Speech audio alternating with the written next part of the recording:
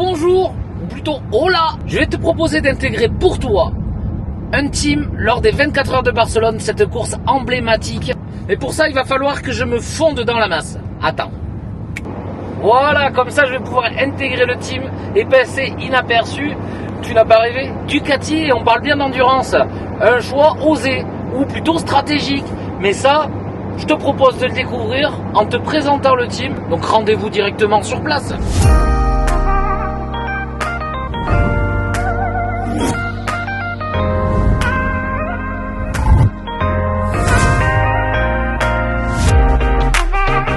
Bien qu'une course comme ceci dure 24 heures, le team est présent sur le circuit dès le début de la semaine. Au programme, installation bien sûr, mais aussi une multitude d'essais qui vont permettre de perfectionner les réglages sur la moto. Un contrôle technique est également effectué afin de s'assurer que tout le monde respecte les règles. Et si on essayait d'en savoir un petit peu plus sur ce team? Mickaël Jeunet, 33 ans, je suis pilote bleu sur cette aventure des 24 heures de Barcelone. Si je ne me trompe pas, c'est toi qui as fondé le team. Pourquoi? On est quand même à Barcelone, une course amateur qui est peut-être une porte d'entrée, la première porte d'entrée au monde de la compétition en endurance, à l'échelle internationale et européenne. Donc l'idée a germé l'année dernière lors d'un track day ici, à la même date, 6 juillet. Un an pile poil, jour pour jour, par rapport au départ qu'on va prendre demain, que l'aventure a commencé à se mettre en place dans nos têtes. Est-ce que tu pourrais en quelques mots juste me décrire en fait les différents pôles que vous avez dans le team pour faire fonctionner un team tout simplement? Alors, au début, la base évidemment c'est de trouver déjà son team manager qui est le rôle un petit peu du chef d'orchestre de tout ce team, parce que c'est un rôle prépondérant qui va permettre d'organiser chaque poste et donner des responsabilités, un petit peu comme une forme de hiérarchie. Et donc le premier poste qui me vient en tête derrière, c'est forcément le responsable méca, parce que la mécanique, pas forcément parce que c'est une Ducati, mais dans tous les cas sur un pôle d'endurance forcément on parlera beaucoup de mécanique et de préparer une moto à subir 24 heures non-stop de course. Et donc on a en premier lieu constitué ce pôle mécanique avec des mécanos qui s'y connaissaient en Ducati. C'est pas évident, faut être sincère, c'est pas évident. Et après ce pôle mécanique, on a essayé de construire une équipe. En second, je mettrais l'hospitality forcément, parce que ça c'est pas ce qui vient en tête en premier, mais malheureusement si on mange pas bien, si on vit pas bien dans le groupe avec un joli motorhome, avec les ventres bien pleins, mais forcément ça va pas le faire. Donc on a fait un hospitality familial avec nos proches, les plus proches, la famille, les amis. Et après forcément on va avoir tout ce qui va être tireman, les gens qui vont gérer le ravitaillement. C'est fuelman et tireman aussi, ça a été vraiment un pôle important parce que mine de rien on va cramer pas mal de gomme pendant les essais, pendant les qualifs et bien sûr pendant la course. Voilà.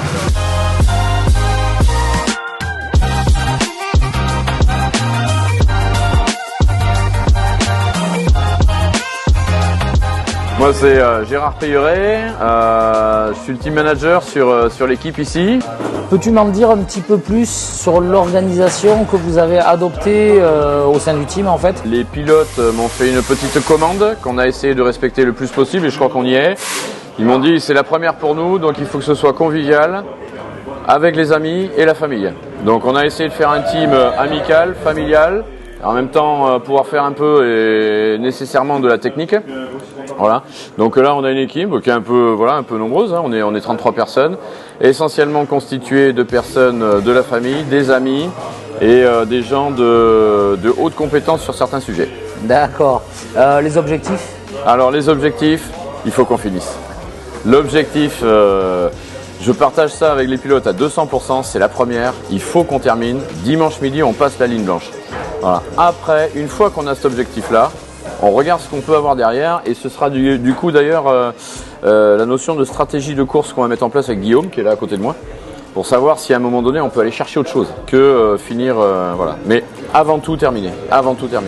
Lors d'une course comme celle-ci, il y a donc 4 pilotes qui se relaient durant 24 heures sur cette moto. Nous avons donc cherché à savoir qui c'est qui se cachait derrière la visière. Bonjour, moi c'est Jérémy Sabaté, 36 ans, pilote de la team O4R. Physiquement, ouais, je pense que ça va être une épreuve à surmonter et j'espère que le mental prendra le dessus sur le physique. D'accord. Parce qu'en fait, juste pour rappeler, pour remettre dans le contexte, tu n'as jamais participé à une épreuve d'endurance? Non, exactement. Des courses? Je fais quelques courses. De quelle catégorie, de quel type? 500 CB 600 promo. D'accord, très bien. Donc il n'y a qu'une seule chose à faire, hein, croiser les doigts et te souhaiter un bon courage pour ces 24. Merci. Nous allons aller voir maintenant du côté des mécaniciens. Hugo Baron, mécano roue arrière pour les 24 de Barcelone. Et mon expérience, j'ai fait 2 ans en Moto 2 après avoir fait l'école de la performance avec Bastien, un des pilotes. Et du coup, après un petit passage aussi en F1 à l'usine au développement, et me voilà ici pour aider un copain. Peux-tu nous présenter en quelques mots la moto? Parce que Ducati, c'est pas forcément une marque que l'on retrouve souvent en endurance. La moto, Ducati V4S, préparée par Bastien en grande partie. Donc avec un pivot de R, donc un petit peu modifié, des suspensions préparées également, le moteur est stock et puis voilà, comme tu disais, une moto pas forcément très rencontrée en endurance, mais justement le challenge est là, on va essayer de l'amener au bout de ces 24 heures. Maintenant que tu en sais un peu plus sur les personnes qui forment le team, je te propose de nous avancer jusqu'à vendredi, les qualifications. Ah oui, trois chronos et on rentre. Dans 5 minutes, je suis en short en train de me foutre une O4R Ducati.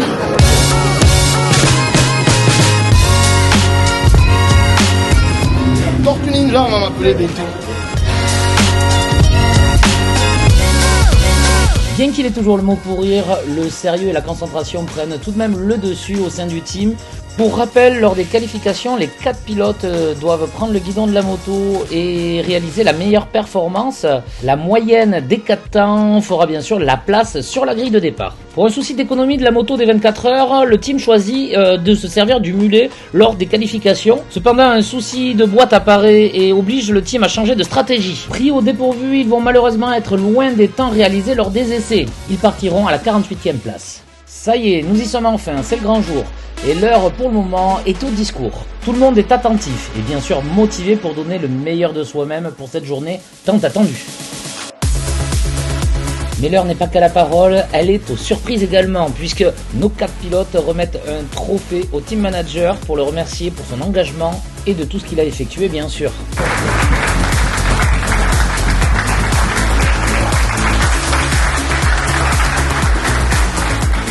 Tant qu'on est dans la séquence surprise, une deuxième fait son apparition, puisque la femme de Bastien, qui n'avait pas prévu d'être parmi nous sur cette aventure, a réussi à faire le déplacement pour lui faire la surprise.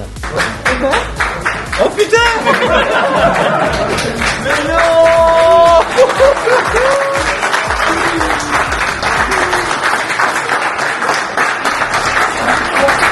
D'ailleurs, ceci, l'occasion est parfaite pour faire une dernière petite photo.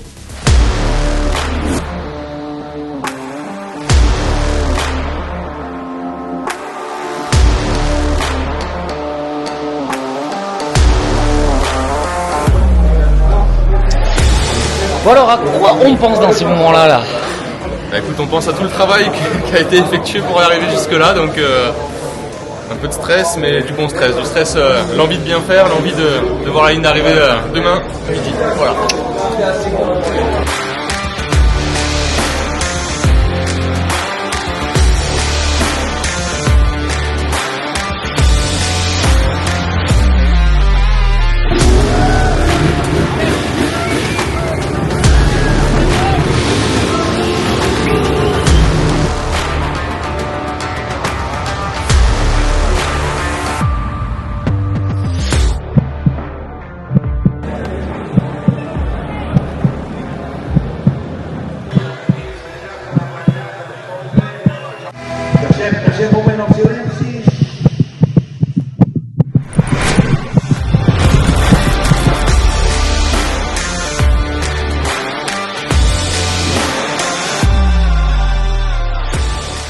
L'euphorie du départ retombe malheureusement très vite car une lourde chute arrive à Mika. Le médical est appelé, safety car sorti. La moto est ramenée par les propres moyens de l'équipe afin de pouvoir continuer la course si elle est réparable.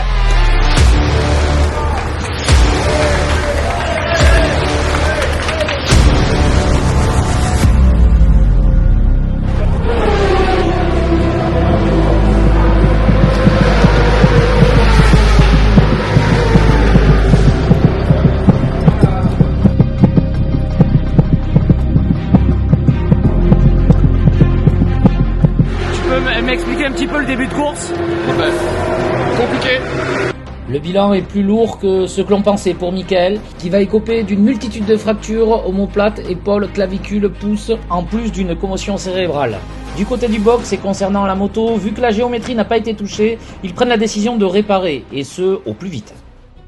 Les minutes passent, la course est lancée, mais dans le box, c'est une course contre la montre. Chaque minute est précieuse, mais la sécurité du pilote sur la moto l'est encore plus. Les minutes se transforment malheureusement en heures, mais la moto repart, et ça, en soi, c'est déjà une victoire.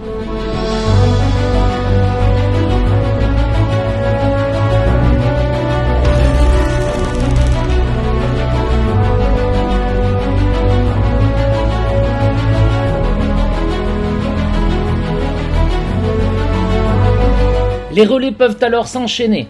Au fil du temps, des problèmes apparaissent sur la moto, dus à la chute bien sûr, mais des solutions sont trouvées. Provisoires, certes, mais rapides.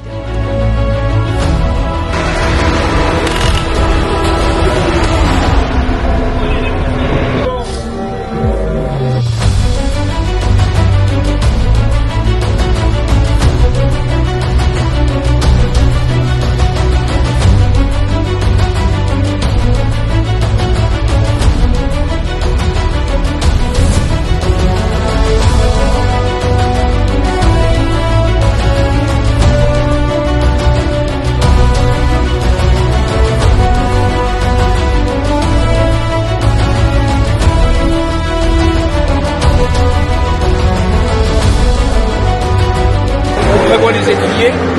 Si c'est bon, on laisse comme ça. Si c'est pas bon, on envoie les étriers. Arrière, contrôle de plaquettes au étrier, ravitaillement, et ça fait avancer.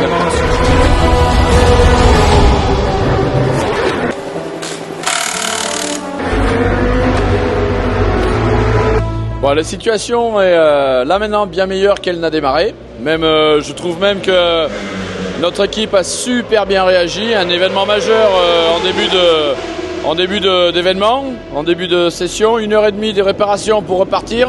Ça a été fait aux petits oignons, sans panique, mais de très bonne façon. Et là, les pilotes sont raisonnables, rapides pour autant.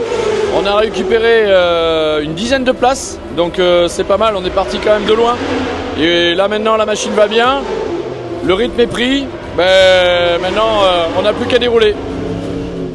Dérouler? Mais justement, ça s'est très bien déroulé jusqu'au matin. Bon, après, certains ont plus de mal que d'autres à dérouler, comme dirait Gérard.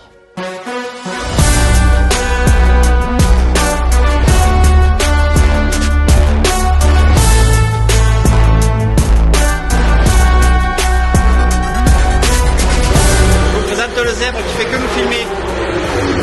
C'est lui.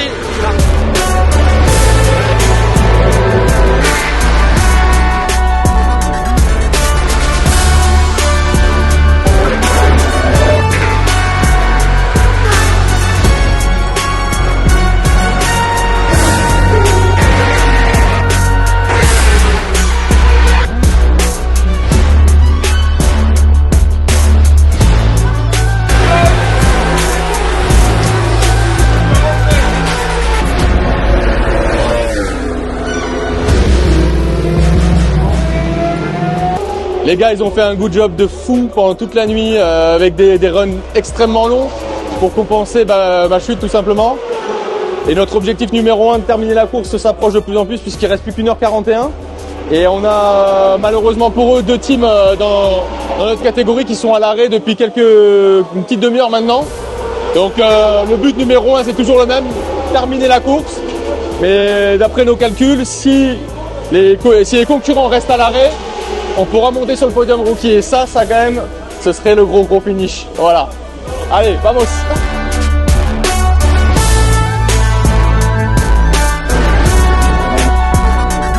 Et oui, tu l'auras compris, non seulement la course est finie, mais ils vont monter sur la 2e marche du podium rookie. Et écoute ce que la foule leur fait comme ovation. Bon, tu m'en veux pas, même si c'est de l'espagnol, j'ai pas besoin de traduire.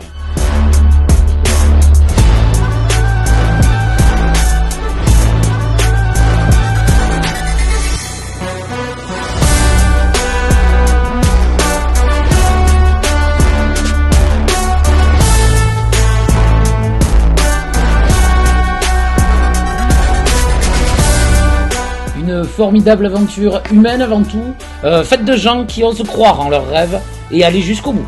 Je tiens à remercier au nom de toute l'équipe, bien sûr, l'intégralité des sponsors et partenaires qui ont rendu cette aventure possible. Et on se revoit peut-être très bientôt, qui sait.